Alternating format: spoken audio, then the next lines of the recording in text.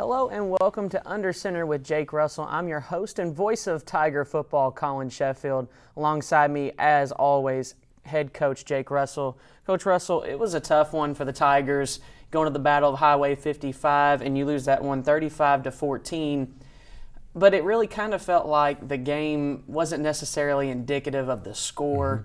A special teams touchdown gives 7, so you think 28-14 really. And then really the defense held their own for a good portion of that. It was just the offense that kind of struggled to get going and really capitalize. Yeah, defense definitely played well enough to win the football game. Our offense did not quite. We moved the ball very well the first 20 minutes of the game, the first 4 drives or so, and then kind of towards the end of the game, just big time stalling out through the kind of end of the first half and through the third quarter, the start of the fourth quarter, really started to lose the field position battle. They obviously have an elite returner back there, number 7 on their side, just a phenomenal player. We knew that coming in. We're up for the challenge, and just didn't quite execute a couple things and make the play when it presented itself. Like you said, I don't think anybody came out of that game on either sideline or anybody that was there watching the stands, watching it online and said, that Campbellsville didn't belong in that game or couldn't win that game. We were the better team for the first third of the game, but what really good teams do, Lindsey Wilson's a really good team, really good program.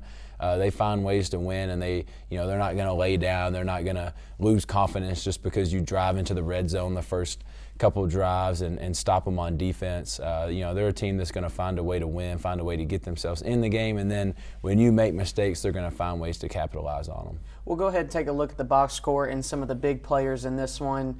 The Tigers had Jagger Gillis. He threw for 319 yards, 2 touchdowns. Luke Shepperson, 5 catches for 108 yards and 2 touchdowns. Miles Butler played very well, 3 tackles, a sack, and he had the interception in this game. Also, Keelan Lamar played very well. A lot of guys stepping up on the defensive side of the ball. They were out there for a good chunk of the game, I believe about 31 minutes of it. But this offense, it got going pretty well off the start. Just some fumbles occur. What do you go through with your team? Fumbles has kind of become a little bit of an issue here. I believe it's 16 fumbles on the season, 10 were lost. You lost the 1. You have the chance to go up 7-0 in this game early on with C.A. Collins. You fumble on the 3-yard line, and you kind of take a little bit of a shot to the heart there, but you all were able to get back out there and kind of move the ball again, but just a couple of penalties and things. What do you say to the team? How do you go about this issue? Yeah, we talked to the team all week. I think probably mentioned on this show last week about how this game would come down to the things you work on the first week of fall camp, right? The things that our guys have been taught and preached to and practiced their whole life. Ball security, right? Technique that allows us not to get holding penalties, whether it's offensive line, at the receiver position, whatever it is, in big situations to get us behind the sticks. That was a big thing. Really through that portion where we struggled offensively is we couldn't get ourselves in good down and distances. And, that's on our staff. That goes back to how we're spending pre-practice, how we're spending post-practice, how seriously we're taking our drills. Can we get those things game-like? Can our guys, during our 11-on-11, it's one of the reasons we do full tackle and full contact in practice is, to help our guys with ball security. And just the message to the team before the game, and it'll continue to be after the game, is can we treat each rep in practice like it's, the first quarter or third quarter against a top 10 team in the nation, because we're still going to face a couple of those this year.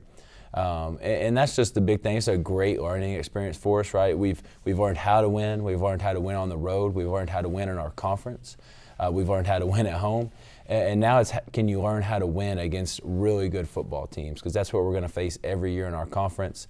That's why, like I said last week, a big part of why I came back here for games like that.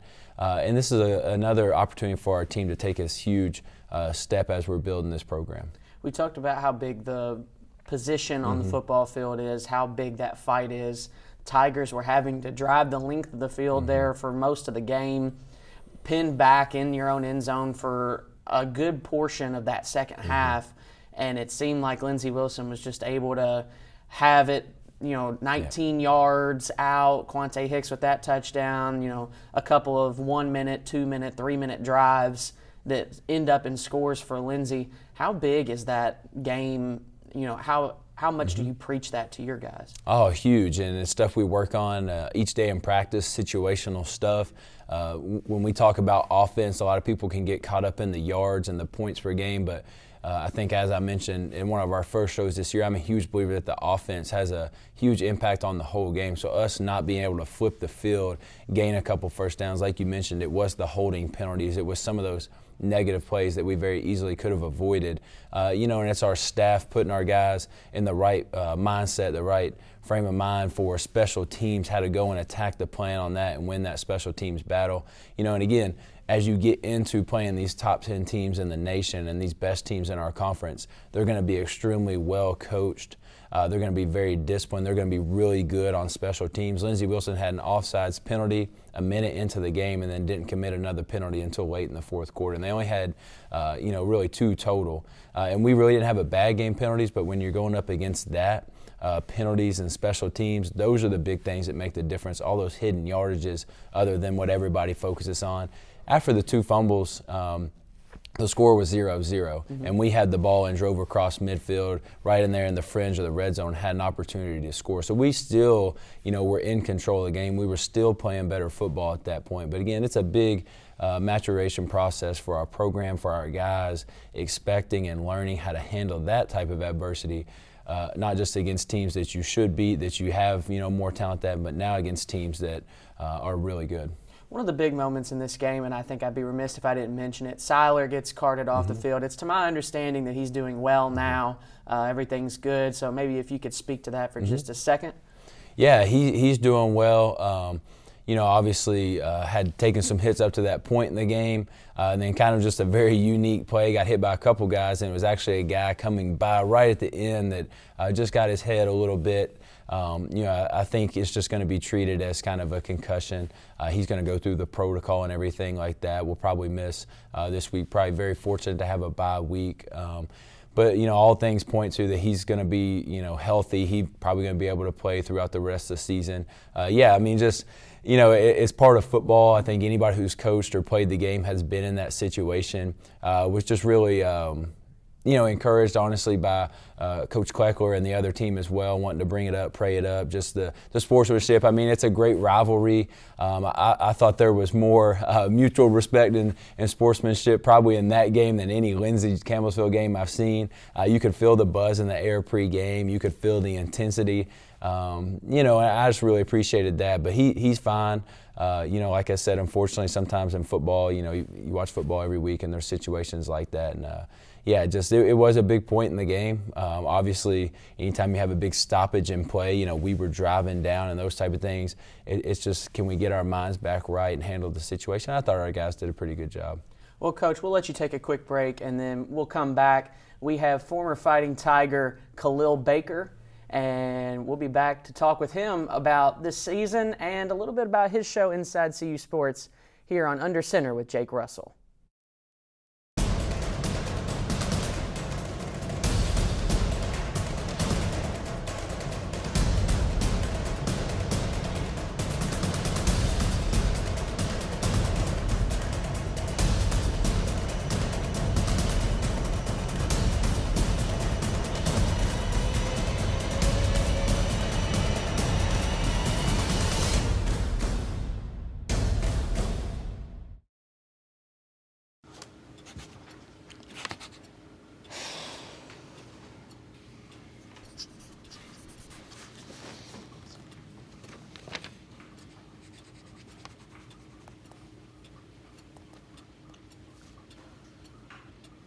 If you love them enough to relearn math so you can teach them math, then surely you'll check nhtsa.gov/the-right-seat to make sure they're correctly buckled in the back seat.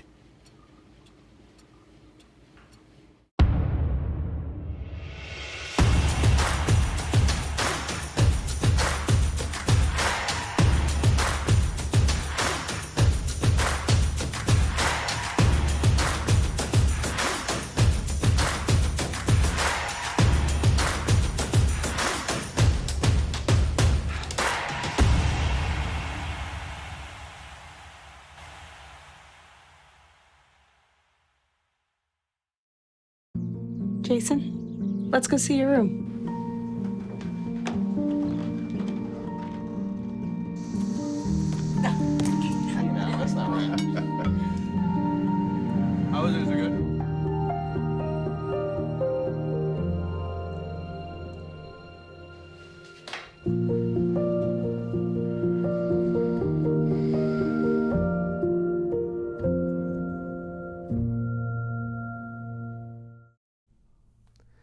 Welcome back to Under Center with Jake Russell. I'm your host, Collin Sheffield. Alongside me now is a former Fighting Tiger and color commentator on football, Khalil Baker. Khalil, it's so good to have you here. It's always nice to have a familiar face across from me. Jake's gotten really familiar, but it's really nice. We go back to when I was a student before I was doing this, and now we work together doing football, and it's just such a fun time. We'll get into the season a little bit, but we'll kind of have you introduce yourself to the audience, what brought you to CU, a little bit about your playing days and what you do here now at Campbellsville. Yeah, for sure. Thanks for having me again, by the way. But my name's Khalil Baker. I came here in 2014 for school. Got recruited here to play football. Played football for my 4 seasons, of course. Played under Coach Thomas. Played with some great guys like Coach Brown, Coach Russell. Had a lot of great teammates. I look back on it now. I don't always look back on it as much as I should, I feel like, but I look back on it now, and I'm really grateful for those experiences. When you think about it, we had a great career. I had a great career here. I was fortunate to be around some really great people who encouraged me and helped me, but also some really good teams as well. So 2014 conference championship, 2015 the same thing. Junior year, we don't talk about that one, and then senior year we finished off with a Victory Bowl. But a really fun career. Met a lot of great people, a lot of great connections through football.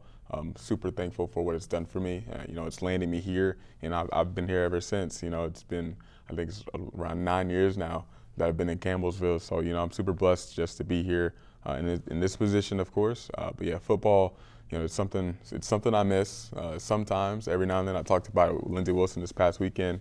I don't get that feeling often, but when I do, I know it's a special day. And that Saturday was special, and we had special times here at CU.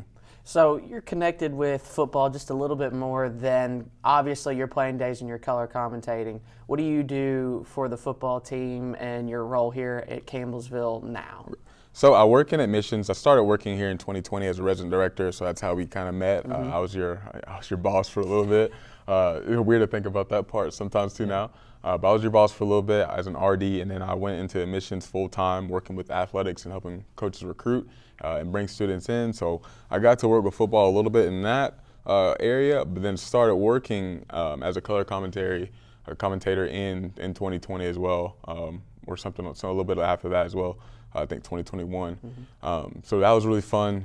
Matt came to me with a suggestion, and it was weird at first. I was a little nervous, but it was really awesome experience, and thankfully it's something I've gotten to do here in my 3rd season. So working with the football team in that aspect, and then doing color commentary, and also being able to do Inside CU Sports here at the broadcasting station, really fun opportunities, just a lot of growing experiences as well. And I'm excited to see what that looks like, diving more into the broadcasting side of things. Let's talk about this football season. So the Tigers have seen a lot more success this season than they have in the past few seasons. What have you really enjoyed watching out of this Tiger team? Man, so starting off 0-2 wasn't the greatest thing. We opened up a U-Pike, and that was a fun game. We were up 21-7 at half, and let that one get away, of course. But I think starting off with that game and seeing how we played in comparison to last year, and we had some moments last year even then too, so I don't want to speak too down about that year, but we just saw a new energy. We talked about it on the broadcast, saw a lot of energy, a new coaching staff, just a lot of newness going on, but we've also seen these guys really gel and really come into themselves and really, pick each other up during certain times. They battle a lot of different types of adversity. Second game against Bluefield didn't come out too great. Came out lethargic. They didn't, do what they're supposed to do on the road for their first game there. But, even then, being able to reel off a 4-game win streak, again, new team, so they've had a lot of time to gel over preseason and camp, and you can see that on the field as well. I think that's special. That's not easy to do, especially getting, over 150 guys together. It's not easy to do. So when you got the coaching staff, being intentional about that, you got your guys being intentional about it, hanging out outside the field, that's a big part of the game, and you can put that on the field. But I've just been super impressed. The defense flies around like they're hungry. We talk about guys like Ellis Reed playing linebacker. He's going full throttle. He's flying over the field. Sometimes has special assignments. Sometimes just let him play some free reign type of stuff too. And he does pretty well there. Defensive front has been really good. They've stepped stepped up their game going back to U Pike, in that second half, just running the ball. They did whatever they wanted to us on that side. So really just picking up after that. And then we got some really good guys on the back end who show up, who play pretty sound football for the most part. They don't give up too much here recently. And then we also got the offensive end. They're pretty fun too. Leading in the nation passing. I'm not sure what it looks like now, but leading the nation in passing and really I guess when you have Coach Russell as a coach and you have Coach Brown, those two guys setting a lot of records, taking after them and really making this offense, something fun to watch and hang your hats on. Of course, we talked about it here too. Hopefully they can start running the ball a little bit more here soon, because it's only going to help them out when they go against teams like Lindsey Wilson and other top teams in the nation and conference, especially if you're trying to make a playoff push.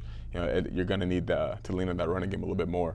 But I've loved what I've seen from the Tigers so far. I think they're in a really good spot in the program to really build something and keep it going. We talk about how that Lindsey game didn't really feel perhaps like the score said it did. I mean, in all honesty, you talk about you're not sure where the passing stats still stand. We still had over 300 yards of passing to their 90. Now, where they really hammered us was in the rushing.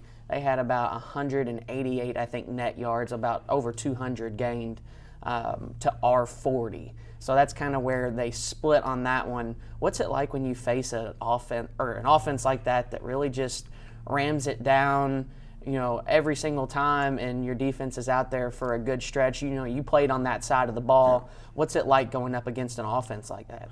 I think I'm pretty sure they have this mindset. I think they're still building all that, of course. A lot of new guys in there working with different personnel. You have to have a mindset going into the season as well. You want to build some confidence, of course, but you have to have a mindset as a defense. Like, we're the defense. We're going to take care of we're not going to take care of ourselves, but we're going to, hold up our end. If the offense isn't getting it going, we got to step up our game and get it going, and we can't let those guys score. So you got to have that mindset going into it. Like, sometimes it's not always going to be perfect. You're going to make mistakes here and there, but you got to know, like, sometimes you're going to bend, but you can't break in those moments. And I think our defense is really improving that, and they've shown a lot of character in those moments, and a lot of guts and fundamentals, going back to what Coach Thomas preached, especially during my playing days. So they've been really good that way. But you got to have that mindset going into it, just because it's a long game. You're going against top teams, so you got to think of yourself as a top team. Even if you're not at that point yet, you gotta walk in that, and you gotta believe that for yourself. So you just gotta grind during those moments, and really pick up your offensive guys as well, encourage them, and help them out too.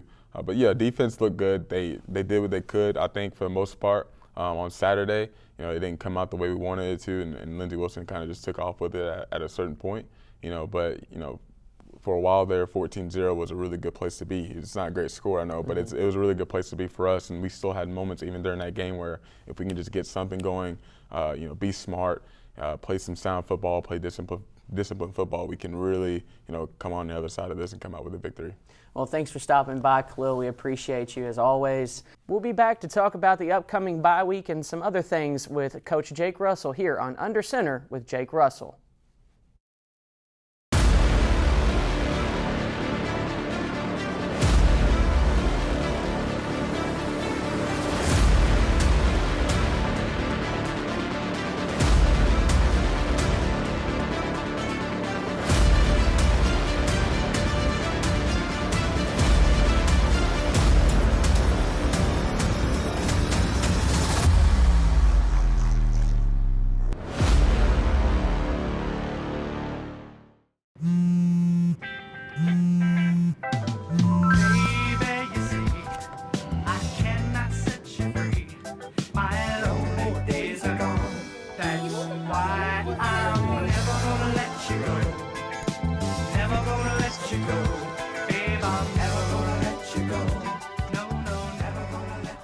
Here you go. Thank you. Thank you. Never gonna let you go. Never gonna let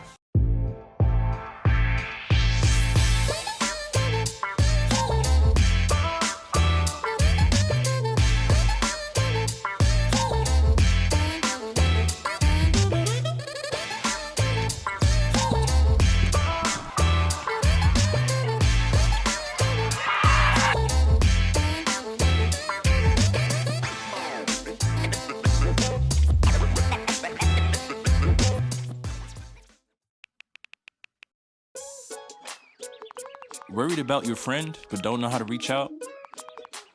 You could say how are you or get a fake tattoo. You could ask with an app if it works for you. You could chat with them in VR. It's all good if you think you should check in. Yeah, you should. Whatever gets you talking. Reach out to a friend about their mental health. Whatever gets you talking. Learn how you can help at seizetheawkward.org. Welcome back to Under Center with Jake Russell. I'm your host and voice of Tiger football, Collin Sheffield. Back beside me is Coach Russell. Coach Russell, your guys have a bye week this week. We talked about it. It's probably coming at a pretty good time. These bye weeks were kind of split up into thirds. So you've played 2/3 of your schedule now. You're 4-3. You're 2-1 in Mid-South. 4 big wins. You had a 4-game win streak before that Lindsey loss.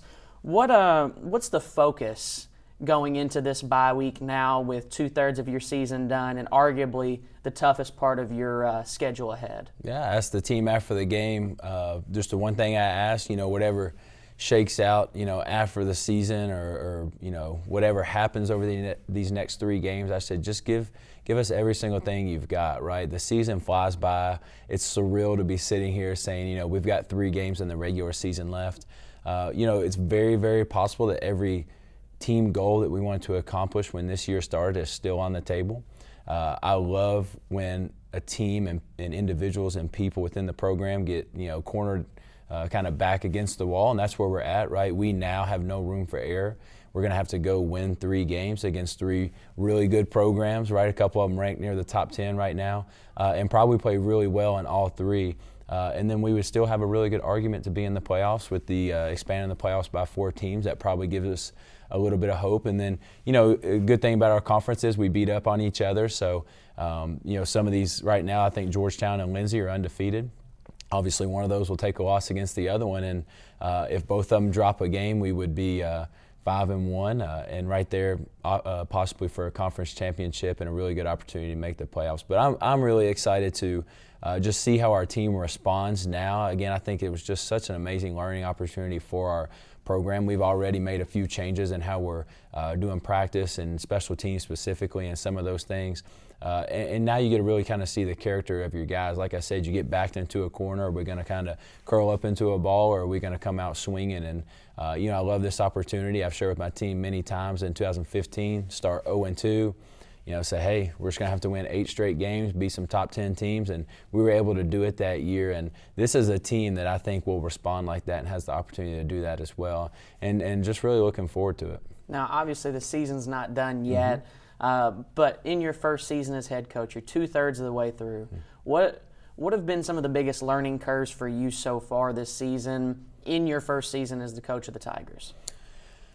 Yeah, learning how to, go against really good competition every week in this conference and, make sure that the small things that you are preaching, the first week of fall camp, you can think back to ball security. You can think back to hand placement for an offensive lineman so we don't get a holding penalty.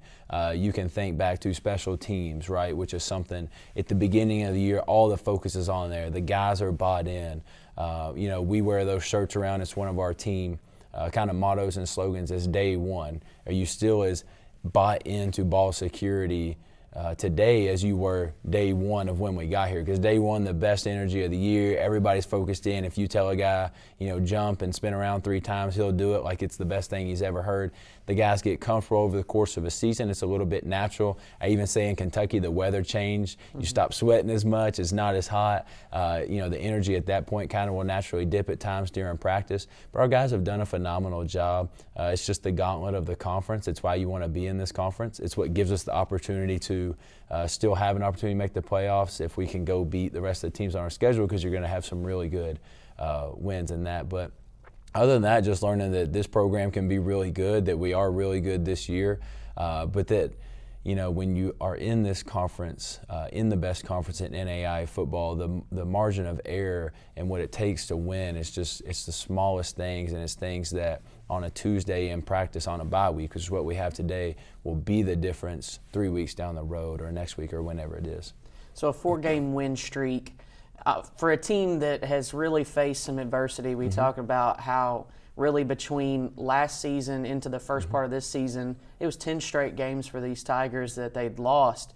Then you go on a 4-game win streak. Talk a little bit about the feeling in the locker room, what that does for these guys. I think even after the first game, as we talked about, we knew we could be a really good football team.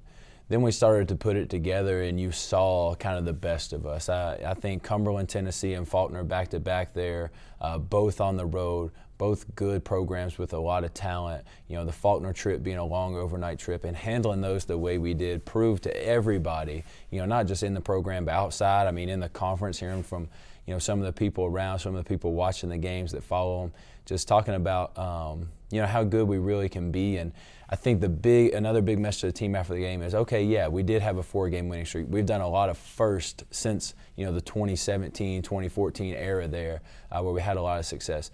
But are we satisfied with that? You know, the difference in us finishing this season 4-6, and everybody will probably still come up, pat you on the back, say, man, that was a really good, you know, first year. You've done a lot of good things. You're building it the right way. And if we're satisfied with that, then, you know, for me, that's not the goal, right? It's can we actually go and continue to win games? Can we now beat the good teams in our conference? Can we finish above 500 in the conference? Can we, you know, still get ourselves in the playoffs? Can we still give ourselves the opportunity to win the conference championship? And again, you know, it's up to our guys. It's crazy to think that we only have 4 weeks left of this season. I mean, there's less than 20 practices at this point. And again, I think this will show a lot about, you know, where we're at now as a program, how bought in our guys are, and how much they're willing to give to this specific season. So despite seeing some great success on both offense and defense, what are some of the talking points and the biggest points of improvement for both of those squads moving forward in these final games? Yeah, just playing clean football. When I say clean, it means, you know, all 11 guys just do what they're supposed to do on that specific play, whether that's offense, defense, or special teams. I think when you have a team that's not as talented as the other side, you think, well, as a coach, I've really got to dial some stuff up. We've really got to create some stuff to give our guys just, you know, get them open or put them in a spot to make a big play or do some trick stuff, whatever it is. And we like to be creative. We're going to do that stuff. But we don't feel at this point that we've played anybody or will play anybody that's just so much better than us. We have to do that. So the big message to our team is going to be you can win these games if you'll just be disciplined enough to do your assignment really, really well. And again, that starts on a Tuesday on a bye week when I promise you, you're not going to lose the game on Saturday, right? Yeah. So can our guys still take it as serious than if the national championship was Saturday? And that's the step that the program has to take. That's the step that our staff has to make, and that we're really, really focused in on. I mean, we're excited, man. This season's been very fun. It's been very special. And I just want to see it in the right way, and I hope our guys will respond. Thank you, as always, for taking the time, Coach Russell. Enjoy your bye week. Enjoy a little Saturday off and enjoy the week of practice. Absolutely. Thank you, guys. The Tigers are on a bye week this week, but next week, October 28th, they play the University of the Cumberlands Patriots. That one at 7 p.m., a night game kickoff. You can follow the action on the CU Tigers YouTube channel on the CU Sports Network. Be sure to join our Claw United group. That way you can see video coverage and everything for that game. You can also join us on 88.7 The Tiger and on the TuneIn app for radio coverage of that game. As always, thank you for tuning in to Under Center with Jake Russell.